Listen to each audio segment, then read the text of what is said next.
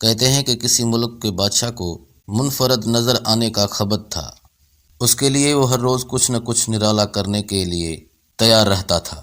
ایک روز اس نے اپنے شاہی درزی کو حکم دیا کہ میں روز روز لباس بدلنے سے تنگ آ چکا ہوں، مجھے کوئی ایسا لباس بنا کر دو جو روزانہ کچھ نیا بن جائے، ایسا لباس جو کسی کے پاس نہ ہو۔ اگر تم ایسا نہ کر سکے تو تمہاری گردن اڑا دی جائے گی۔ ایسا لباس نہ بننا تھا نہ بنا۔ آخر بادشاہ کا بلاوا آ گیا۔ درزی نے اپنی زندگی کی آخری بازی کھیلنے کا فیصلہ کر لیا۔ جان تو ویسے بھی جانا ہی تھی، کچھ چالاکی کر کے آخری کوشش کیوں نہ کی جائے۔ یہی سوچ کر وہ ایک مرصع صندوق لے کر بادشاہ کی خدمت میں حاضر ہوا اور عرض کیا کہ لباس تیار ہے، بس حضور یہ احتیاط فرمائیں کہ اس کو غسل کے بعد اکیلے میں زیب تن فرمائیں۔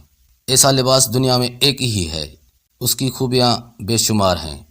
آخری خوبی اس کی یہ ہے کہ یہ لباس صرف عقل مند اور دور اندیش بندے کو ہی نظر آئے گا، کسی عقل کے اندھے کو اس لباس کا ایک دھاگا بھی دکھائی نہ دے گا۔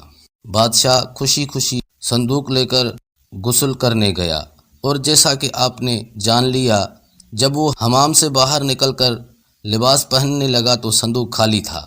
بادشاہ نے سوچا کہ لباس تو موجود ہے، مگر چونکہ وہ خود عقل کا اندھا ہے اس لیے اس کو نظر نہیں آ رہا۔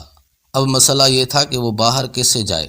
خیر رستہ ایک ہی بچا تھا، وہ نگاہی کمر پر ایسے ہاتھ رکھ کر ایک بازو پھیلائے جیسے وہ لباس کا ایک پلو سنبھالے ہوئے ہیں، دربار میں آ نکلا۔ اب دربار میں ہر شخص کو علم تھا کہ آج بادشاہ ایسا لباس پہن کر آنے والا ہے جو صرف عقل مندوں کو نظر آتا ہے، بے وقوف کو اس لباس کا دھاگا تک نظر نہیں آتا۔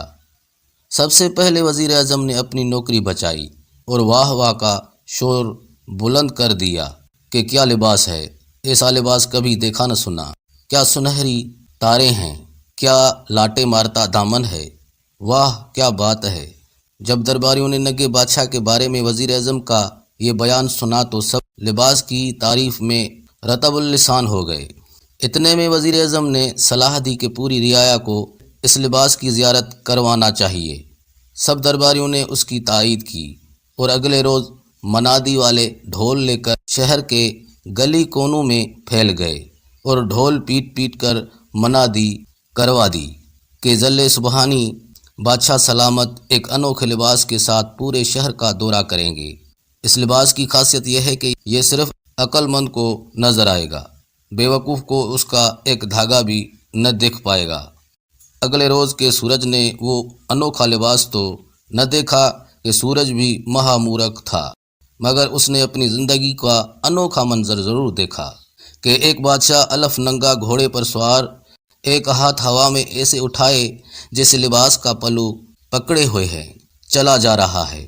اس کے جلوس میں سینکڑوں چاپلوس درباری چلے آ رہے ہیں اور رعایا سڑکوں کے کنارے کھڑی بادشاہ پر پھول برسا رہی ہے۔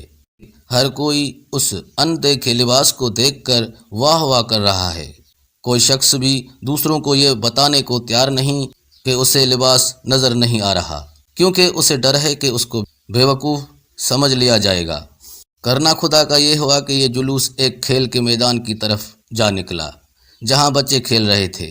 وہاں کھیلتے سب سے چھوٹے بچے نے جب یہ ہیبت گزائی دیکھی تو چلا اٹھا، ارے دیکھو بادشاہ ننگا ہے، ارے دیکھو دیکھو سارے دیکھو بادشاہ ننگا ہے۔ باقی بچوں نے بھی جب دیکھا تو سب اکٹھے ہو کر چلانے لگے، بادشاہ ننگا بادشاہ ننگا۔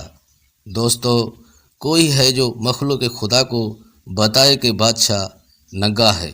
ہم ان میں سے کون سا کردار نبھا رہے ہیں؟ بادشاہ، وزیر، عقل مند، رعایا یا بچے؟ دیکھنے اور سننے کا بہت بہت شکریہ۔ اللہ حافظ۔